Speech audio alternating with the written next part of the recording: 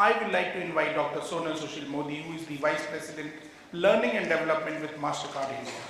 She comes with more than 24 years of techno-behavioral experience in IT services, technology, now the product industry. Felicitation is her passion, and customer centricity and innovation are what she thrives on.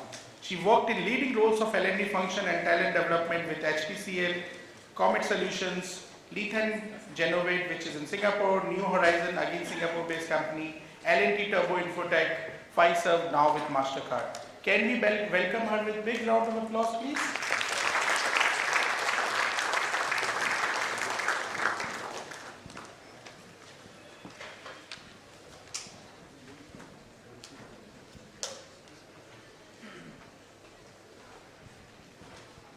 Thank you so much, UBS, for this opportunity. It's a great privilege and pleasure to be here with the fraternity today and talking about technology supporting L&D. After looking at the presentations and the stalwarts that are in this room with technology partners, there is a lot of pressure on me to talk very highly about technology, right? Well, I am a technologist by heart, passionate about it, but at the same time I want to be very realistic in the field of L&D. And that's what I thought I will bring to the table today. The room is filled with learners, learned people, experienced people. So I have kept my slide deck very, very simple. I thought the only value that I can add is by sharing experience, sharing what we do at Mastercard, what I have done in Fiserv and L&T Infotech as an organization. Given the fact that I have been working with the services industry, product industry, and today into the payments industry, which is booming, life has really changed for L&D professionals. And I think each one of us would agree to that fact, right? And with that note, I just wanted to take you across a couple of thoughts that I have in mind and share some use case. I'm going to talk about evolving role of L&D with technology. L&D definitely is the linchpin between the growing agile business needs that emerge every day and the kind of upskilling plethora that we have to offer, the upskilling, reskilling, transformation that we have to bring, the continuous learning that we have to bring in the organization with or without pandemic is here to stay. And there is so much that we have to do. Today, we are not only expected to look into transforming organizations through skill and capability building, but there are meatier challenges that we are actually expected to take care of. Like, any thoughts? What are the other things that we do and where are we held responsible for beyond capability building? Any thoughts? Retaining talent. So primarily mitigating the attrition challenge that the organization faces is also today on L&D. Why? Because more the learning opportunities that you provide, the engagement is very high. People want to stay because they are focused to bring in advancement in their careers, and therefore it is very important for us to be a very critical player, a very pivotal player in order to ensure that we are working hand in glove with the HR partners to also mitigate attrition. Boosting performance of the organization, right? One point in time you would agree that whatever you do as an L&D initiative, people would ask you, how can you claim that L&D has brought this change, right? And on the other hand, today we are entitled with so many other responsibilities, which is a very positive element for us because we are growing leaps and bounds in terms of the place that we hold within the industry, the place that we hold within the organizations, right? Now, it's not only about mitigating the challenge of attrition. Powering the culture. Powering the culture is also responsibility of L&D today. Why? Because learning, culture is actually powered by learning. Learning brings in engagement, and happy employees bring happy customers because they put their heart and soul in developing whatever they have to develop as a product person, as a salesperson, as an engineer, as a technologist, or anybody for that matter. So powering culture is also on our shoulder. With all of that, apart from the basic day job that we have to do, which has been thought to be very strategic, it's important for us to understand that we can't do it all, and we definitely have to leverage technology. Do you all agree that we have to leverage technology? And then there is another state of mind that we get into, and I will come to it shortly. So, we all would have read about great reshuffle, right? LinkedIn Workplace report actually spoke about it. Yes, we have gone through a lot of reshuffle because there is so much that is changing. With pandemic, there were so many things. We were at the hot seat. We were at the limelight. We were expected to do everything possible in order to keep our talent engaged. So there is a lot of reshuffle. There's a lot of change in our function. I'm sure each one of you in this room would be tired and be fatigued with the word reimagination. Right? We have reimagined ourselves so much. And yet we are expected to be transforming. And we are doing that. I think we are doing a phenomenal job as a fraternity in bringing in whatever we can to make organizations stand tall. We are juggling. Are we juggling? And what are we juggling with? We are juggling with multiple things. New norms. The learner expectation is different. People don't want to come back to office. People still want to grow. People are changing roles. 65% of the population in the last 2 years have looked for role changes. Statistics states that very clearly. And with the role changes comes new learnings, new capability building, new skills. And then you don't want to come to office. And then you actually want something which is very handy. Also at my own whims and fancies. There are a lot of things that the learners are expecting today. And the organizations are expecting that L&D will stand up tall in order to ensure that we fulfill our customer needs, that is our learner experience doesn't go for a toss. Right? Plethora of technologies. Somebody used the term, I think Mohit used the term explosion of technologies. Truly, there is so much that is available in the market today in terms of technology platforms that our power of decision making is truly diminishing. Do we all agree? When it comes to learning experience platforms, when we have to look at assessment platforms, when we have to look at many other kind of platforms, experience platforms, collaboration platforms, so many platforms together. And the toughest job for us is that there is no one single thread that weaves it together. We would have 10,000 different systems. People will make noise that I have to go for development over here, and I have to go for learning over here, and then I have to go for statistics over there, I have to go for my dashboards over here. Do we all face this challenge even today? Technology has advanced to a greater height, but don't we face this challenge?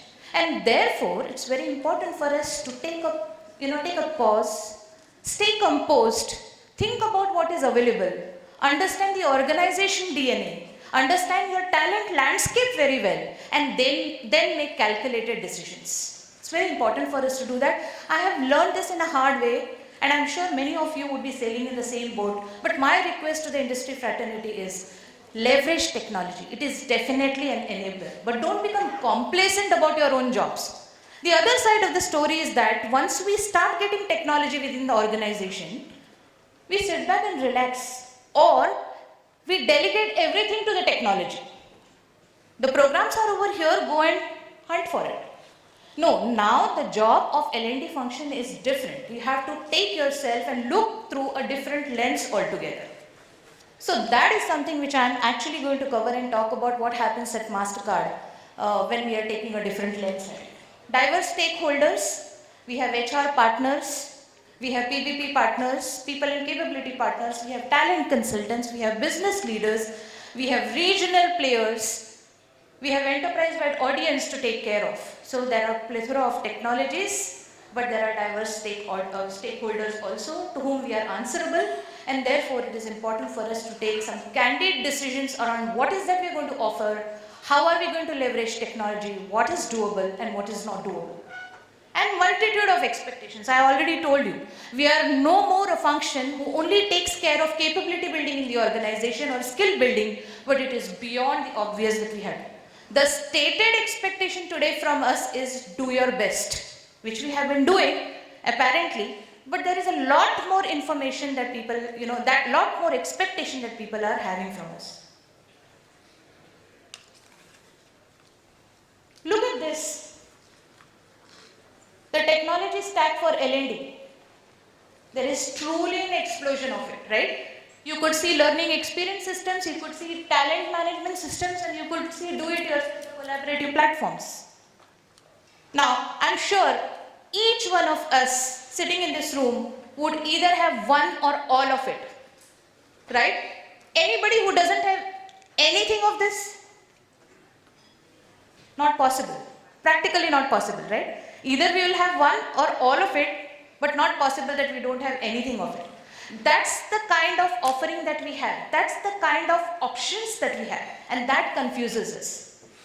But I would tell you and recommend that sit back and relax. Think about what is required. Look at your talent landscape. How many of us really understand our talent landscape very well? The skill gaps, the metrics that we have been talking about. The skill metrics, those problems still remain unsolved. Is there any one single organization who can stand and say that, yes, I have one platform in my organization which integrates all the necessary elements that you're talking about and creating a learner experience? And if the business wants to look at skill metrics, it's here on the click of a button. How many of us today are struggling with skill metrics? How many of us know that what kind of talent, if it is a 2000 base kind of an organization, or the strength of the organization is 20, 22 or 50,000 or probably lakhs, we have no hold on what our talent landscape looks like. And that's predominantly our fundamental problem. If we don't have a hang of that, look for technologies to bring in that first. That is going to solve your problem to a larger extent. When you know what your talent is, what their skills are, I think you can do definitely a much better job as compared to what we are doing together. We are doing great job even today, but we don't have our basics correct. Anybody disagrees with this? Anybody? And if anybody has a good case study who says that, oh, everything is integrated, I have all in place, please share that experience, because that's what we're looking for. Because there are so many technology partners sitting here today and listening to us, I think this is one of the urge that I would like to make. It's important for them to understand that we have to go back to our fundamentals. Giving different kind of learning offerings is great, which was not available a couple of years ago. Today everything is available, we don't have to run. If we really want to create capability at a very short notice, it is possible only because of these technology partners who are striving very hard to give us one-stop shop for everything. And there are commendable jobs. I like the way Suresh explained about Credo as a platform. India-based platform happening in this particular form, and then we going behind platforms like, Degrees or other things. I think there is a point that we have to take note of. Sit back and relax, think about all these elements before you actually get technology in your organization. That is my 2 cents of advice or suggestion to you. Because we have figured out it's messy over there, and that's where the explosion happens. And if you look at the radical growth in the L&D budgets, do you remember those times when you had to struggle and go to our management committees and executive committees to get budget to run one single L&D initiative? Right? And the question asked, and anything if you have to scrap out of your budget, L&D would be the first thing to be scrapped out. Agreed? Versus which, if you look at the radical growth in L&D budgets today, 57% of the budget has increased in Asia Pacific countries, 51% in North America, and 40% in Europe, Middle East and Africa. That clearly states that technology is an enabler, organizations are adopting it, L&D professionals see a merit in all of them, but it's only important for us to see what is our role over here then. Our role is to primarily validate. Our role is to understand the business strategic priorities. Our role is to understand what is that we want to offer through this technology in order to make that miraculous change which we all are aiming at.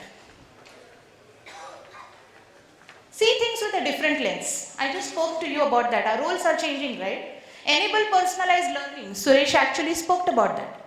People today are coming from different generations. Millennials are there. Gen Z has entered into the organization. Gig workers are there. There are contract workers coming and actually doing a lot of pieces and then going back. Freelancers are there. With that, it's important for you to have this enabling personalized learning feature, which never was the case, which we used to see earlier. Most of us are actually navigating into that direction. Engage into new models of learning. We heard a lot in this pandemic the last 2 years about blended learning, hybrid learning, virtual learning, VILTs and a lot of other stuff, micro learning. All of them really helped us to keep our engagements very high with our talent landscape. No doubt about it. Leverage technology to enable scale. When you have organizations, which are very large, which are globally dispersed, and when you have different kind of roles. There, for example, Mastercard sales organization. So there are predominantly three important pillars that we actually operate on: the sales, the engineering, and the product. If you understand these elements of your organization and know what kind of task force actually resides in individual pillars, then you can think about what kind of business alignment you have to do, what are the strategic priorities, and then adopt technology. There is a cycle to it. It's not about, 4 in a box model work for Cognizant or Accenture, it will work for L&T Infotech. It doesn't happen like that. Every organization is different, the DNA is different, the culture is different, and therefore the responsibility of ensuring that we have engaged, learned, continuously upgraded kind of upskill talent actually resides on the shoulder of L&D professionals. And therefore it is important for us to understand the technology plethora that is offered to us and select appropriately. Self-learning is a mode where people want to go. Don't force them to come into the classrooms. Give them an opportunity. He spoke about nuggets. He nudged the employees. And nudging has to be done in a very gamified manner. A person has a day job to do. He or she is working on his desk for probably 8 hours, 6 hours, or at home. Throw a nudge in between or a nugget in between which says that, hey, do you want to take a break from work? And do you want to actually go and learn this 5-minute module which is talking about? We have started doing that in our organization. If there is any new element coming in the payment industry, and if we want our folks to know it immediately on the spot, this is a nudge that we throw. Take a break, go and look into this particular nugget. They learn that, come back, and we ensure that we are putting one assessment question over there. One question that, oh, you have read through this, answer this question, and you are done with that particular thing. Now, it may not work everywhere. Deep learning is another concept because you want to build your technology task force in a way where they are deeply learning into certain things so that they can perform their job well, right? But these are the modalities, and therefore we are saying it's important for you to know about new models. Your role is that with technology, leverage technology to bring in that element of surprise, engagement, captivation of attention, more learning, meaningful learning, and assessments. Very important. Things that you can't measure, you can't improve. We all agree to that, right? You have to measure. And assessments are a big taboo in organizations. I'll give you a classic case. When we tried launching this in my previous organization, because the culture of the organization was not in the assessment mode, when we launched something, which was a mandate that came from the executive task, it failed miserably. It failed because there are a couple of things that you have to do rightly, and that becomes your role. Engaging right partners, communicating, giving that confidence, giving that psychological safety to people that assessment is just another arm of a development tool for you and not for reprimanding you. And also making that same things clear to your executive committee board that you are not going to gauge somebody or do their appraisal cycle based upon this assessment. It's very important for us to get into that particular element. And that's the power that we have to have. We have to be empowering ourselves to make such kind of decisions. It's not about take an order, this is something which we want to do, and you go and get it done. Gone are the days when you have to, because if you're going to do that, then I don't think you're doing justice to your role as an L&D professional. It's important for you are an expert in your area. Probably you may not be an expert in your business, and therefore I'm saying that understand your business very well, so that you can start speaking that lingo, and when you propose for some model, it becomes the standard de facto to follow any kind of learning opportunities within the organization.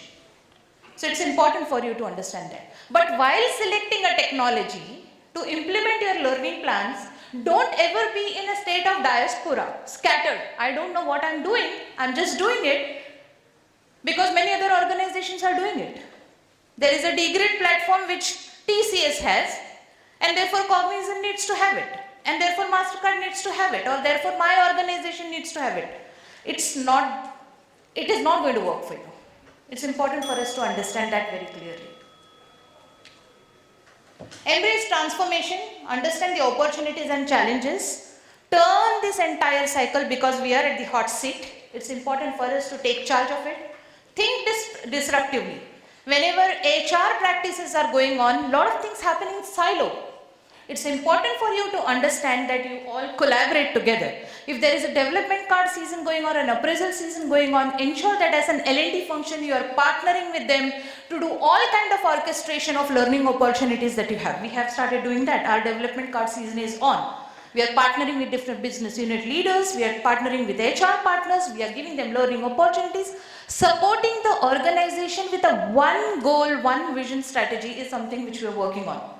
Unlock the keys to success. You have multiple ways through which you can enter into the business areas and do the best that you can. Strategic metrics, very important. We are far away from looking at data piece of it.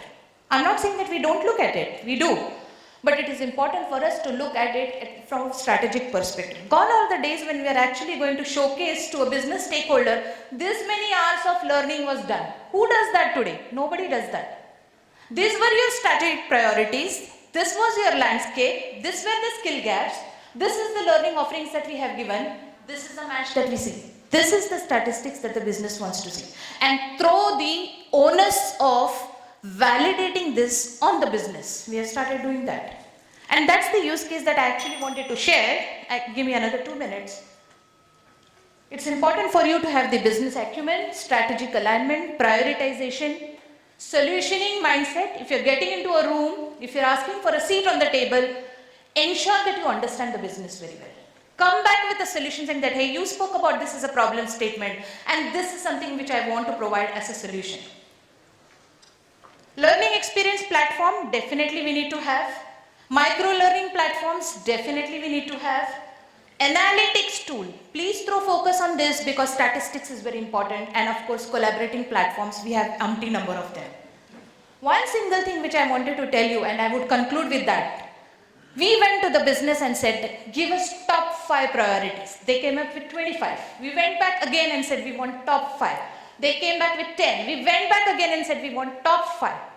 4 months of exercise, we got the top 5 priorities. We are a technology organization, cybersecurity, AI and data analytics, emerging technologies, all suites of metaverse, quantum computing, smart contracting, blockchain, infrastructure and cloud, and user experience. 5 things we got after 4 months of juggle. So start your journey of eliciting the strategic priorities much in advance. We did this in September last year for Jan to begin our calendars. Go and ask for strategic priorities. Plan and curate your content only around those strategic priorities. Keep the rest of the platforms open. I'm not saying that you will only make people learn only those 5 priorities, but that will be a top criteria that will allow you to measure the metrics appropriately and show something which is meaningful and insightful for the business. And I'm sure that will work for you. It has worked for us. It is phenomenally working well. We have an academy model.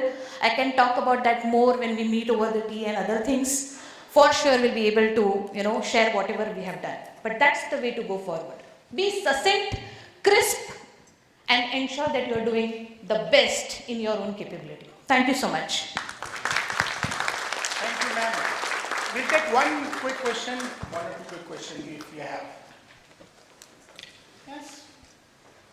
Okay. Thank you.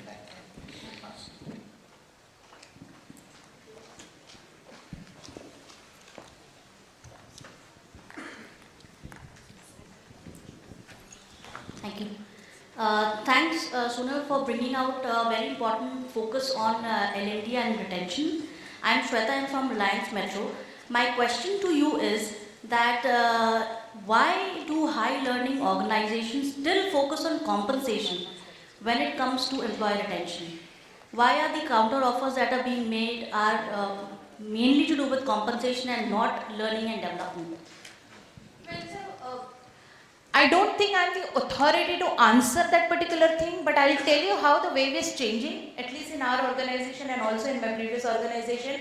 There is a lot more that we try to sell and give as a case study. So during interviews, there are some L&D folks or HR folks talking about what is that you get, not in monetary benefits, but all of this. And we showcase case studies of how people are transitioning from one role, the career growth, the year-on-year kind of growth that we so that becomes a selling point for most of the candidates. Organizations are actually shifting gears to move towards that. I know that compensation plays a very big important role over here, but there are changes happening in this. We do that while hiring people at mass, talk about these pitches, tell about how the success stories of our organization has been and how people grow, not after every 2 years, but maybe even after 6 months if they are capable enough. So that's the pitch that we are setting. That change is happening, it will happen. It will take some time to do that change. Thank you, ma'am. Can I request a whipping call from Adobe to hand over the momentum, please?